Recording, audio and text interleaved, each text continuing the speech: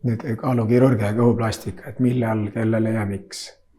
Tegelikult need võivad tunduda väga sarnased asjad, aga nad on tegelikult väga erinevad. Kaalukirurgia tegeleb ikkagi inimese tervisega ja kõhuplastika seevastu tegeleb rohkem iluga. Kuigi mitte ainult, ka kõhuplastika tulemusel paraneb funktsioon, võib paraneda funktsioon.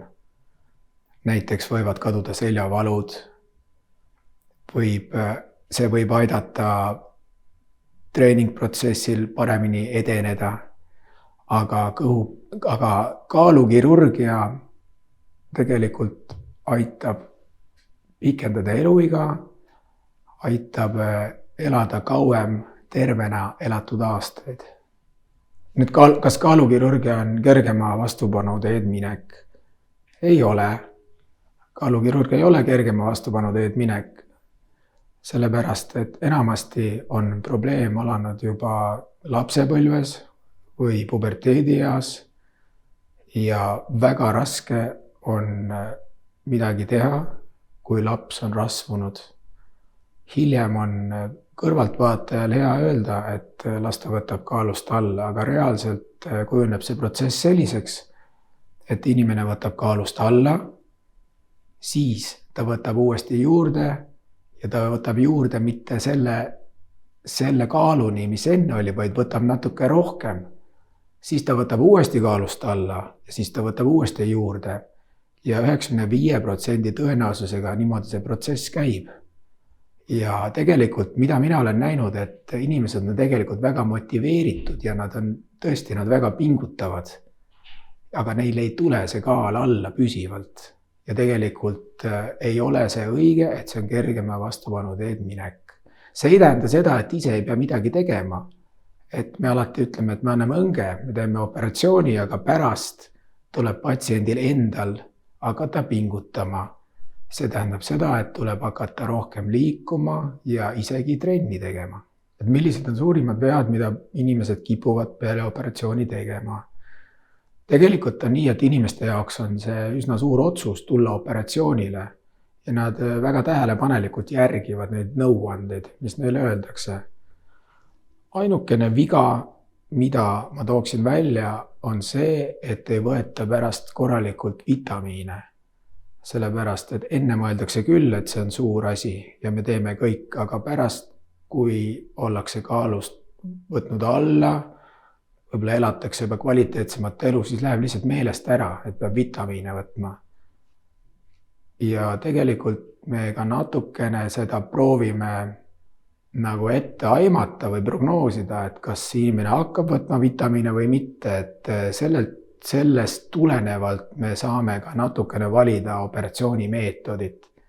Et on operatsioonimeetodeid, mille puhul on rohkem see andeks antud, et kui patsient ei võta vitamiine, siis ei pruugi midagi väga hullu juhtuda. Aga on operatsioone, mille puhul on garanteeritud väiksemat või suuremat moodi katastroof. Mis on kaalukirurgia plussid ja mis on kaalukirurgia miinused? Kaalukirurgia miinused on need, mis on miinused kõikide kirurgiliste protseduuride puhul, et kirurgiline protseduur on invasiivne protseduur ja sellega kaasnevad omad riskid. Aga need riskid tänapäeval ei ole suuremad kui näiteks on pimesoole operatsiooni riskid. Nüüd, mis on kaalukirurgia plussid? Kaalukirurgia plussid on pikem eluiga, kvaliteetsemalt elatud aastad, kvaliteetsem elu. Kui nüüd rääkida rasvaimust, siis rasvaimu pigem liigitub sinna valdkonda, kus on ka kõhuplastika. Ehk rasvaimu ei ole mitte mingil juhul kaalu alandav operatsioon, vaid rasvaimu on iluoperatsioon. Rasvaimu on puhtalt iluoperatsioon. Rasvaimu aitab väga paljudel juhtudel neid, kellel on just rasvakogumikud ladestunud ebaproportsionaalselt. Näiteks jõusaali hundid mehed, kellel on suured rasvakogumikud puusadel, kes rühivad trenni teha iga päev, aga ei saa nendest kogumikest lahti. Rasvaimu patsiente tuleb valida väga hoolikalt. kõigile ei sobi rasvaimu kaugeltki mitte. Rasvaimu sobib neile, kelle rasvkude on rohkem kogunenud nahaalusesse koesse ja seda on ebaproportsionaalselt ühes kohas rohkem kui teises. Samuti tuleb hinnata sellisel juhul naha olukorda, et ei jääks peale rasvaimu nahk rippuma kuskilt. Aga seda peab juba igal konkreetsel juhul vaatama. Väga tihti tahavad tulla mehed rasvaimule, kellel on nii-öelda õllekõht. Sellisel juhul absoluutselt rasvaimu ei sobi, kuna tegemist on peamiselt kõhusisese rasvaga ja rasvaimuga ei saa mingisugust reaalset abi. Nüüd reaalsus on see, et tegelikult aitame me ainult umbes 1% inimestest, kes tegelikult seda abi vajaksid. Võib-olla on see põhjus, miks inimesed ei pöördu mingit sorti hirm meditsiini ees. See võib olla ka osaliselt põhjendatud, aga ma arvan, et mingil määral ka on siin tegemist hirmuga suhtlemise ees arstiga. Ja võib-olla see on tulnud mingitest vanadest aegadest, nõukogude ajast, kui arst oli jumalus ise. Siinkohal ma julgustaksin seda aspekti mitte väga kartma ja ikkagi pöörduma arsti juurde, kui selleks on vajadus.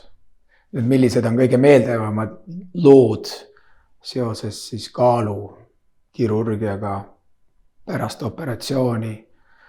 Alati on tore näha, kuidas inimesed on muutunud, nad naudivad treeningprotsessi, naudivad mingisugust uut elu, uut seltskonda, aga kõige meeldejäävam on minu jaoks see, kui inimene on saanud luua perekonna, ta on saanud lapsed, mis enne ei olnud võimalik. See on minu jaoks kõige meeldivam.